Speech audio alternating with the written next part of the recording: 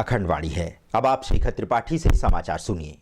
भारत एवं चीन की सेना के मध्य रविवार सिक्किम के नाकुला सेक्टर में तीखी झड़प के समाचार मिले हैं। इसमें 4 भारतीय एवं 7 चीनी सैनिकों के घायल होने के समाचार हैं। 3 वर्ष पश्चात हुई इस झड़प को भारत के गिलगिट बाल्टिस्तान पर उठाए गए कदम से जोड़कर देखा जा रहा है। भारत ने पाकिस्तान से अतिक्रमित क्षेत्र खाली करने को कहा है और इसे भारतीय नक्शे में सम्मिलित दिखाया गया है। चीन की सेना ने लगभग 3 वर्ष पश्चात सिक्किम में यह झड़प बहुत सोच समझकर की है। चीन हर मूल्य पर अपने आर्थिक कॉरिडोर को पूरा करना चाहता है। स्थिति यह है कि कोरोना संकट में फंसे पाकिस्तान में इस महामारी के पश्चात भी अत्यंत तीव्रता से चीनी कॉरिडोर पर कार्य चल रहा है। चीनी राष्ट्रपति इस कॉरिडोर को इसलिए भी शीघ्रता से पूर्ण करना चाहते हैं ताकि उन्हें अपने व्यापारिक सामान को सीधे सड़क मार्ग से ग्वादर पोर्ट पहुंचाने में सरलता हो सके। अभी तक चीन इस सामान को दक्षिण एशियाई देशों के माध्यम से ग्वादर पोर्ट तक पहुंचाता है। कुछ कूटनीतिज्ञ एवं रक्षा विशेषज्ञों ने भारत सरकार से चीन के अधिकृत क्षेत्र अक्साई चीन पर भी कड़े कदम उठाने को कहा है। जम्मू कश्मीर के हंदवाड़ा में भारतीय सैनिकों द्वारा आतंकियों को मार गिराए जाने के समाचार से पाकिस्तान में भय का वातावरण व्याप्त है। पाक वायुसेना ने अपनी सीमा पर चौकसी बढ़ा दी है।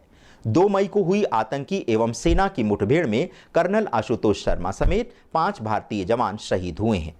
पाकिस्तान को भय है कि कहीं भारत सर्जिकल स्ट्राइक की भांति कोई और बड़ी कार्रवाई ना कर दे। इसके चलते पाकिस्तान वायुसेना के F-16 और JF-17 लड़ाकू विमान लगातार गश्त कर रहे हैं। भारतीय सेना भी लगातार अपने सर्विलांस सिस्टम से इनकी निगरानी कर रहा है। भारत ने आतंकी हमले के लिए पाकिस्तान को दोषी ठहराया है, जबकि पाकिस्तान के प्रधानमंत्री इमरान खान ने इस आरोप को सिरे से नकार दिया है। उनका कहना है कि भारत ऐसे आरोप लगाकर पाकिस्तान को बदनाम करना चाहता है। दिल्ली में दोपहर 1:45 पर भूकंप के तीव्र झटके अनुभव किए गए। 1 माह में दिल्ली के अंदर ये तीसरा भूकंप आया है।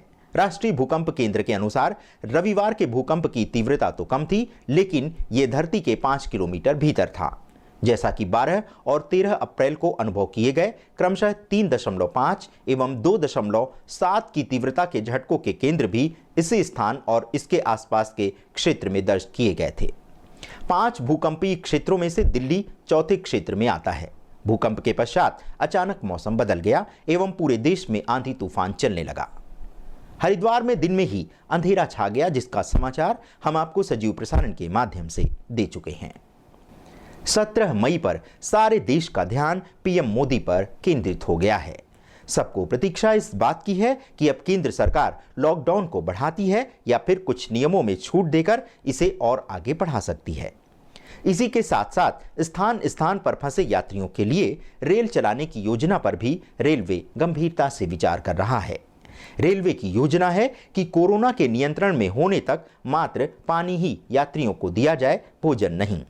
पहले चरण में वंदे भारत, शताब्दी एक्सप्रेस एवं गतिमान एक्सप्रेस चलाने की बात हो रही है।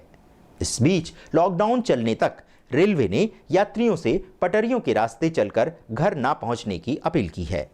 केंद्र सरकार ने भी कहा है कि फंसे लोगों के लिए विशेष श्रमिक स्पेशल रेल चल रही है, अतः रेलों से ही अपने घर पहुंचने का प्रयास करें।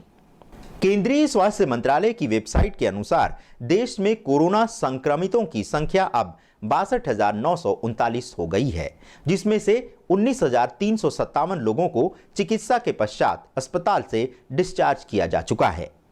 देश में कोरोना के एक्टिव केसों की संख्या अब 41,472 है। वहीं देश में अब तक कोरोना से 2,109 लोगों की मृत्यु हो गई है।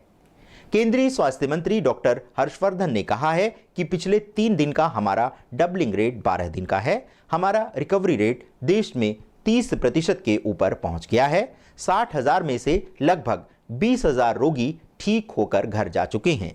देश में मृत्यु दर अभी भी 3.3% तक बना हुआ है। अभी के समाचारों में मात्र इतना ही। शुभ रात्रि।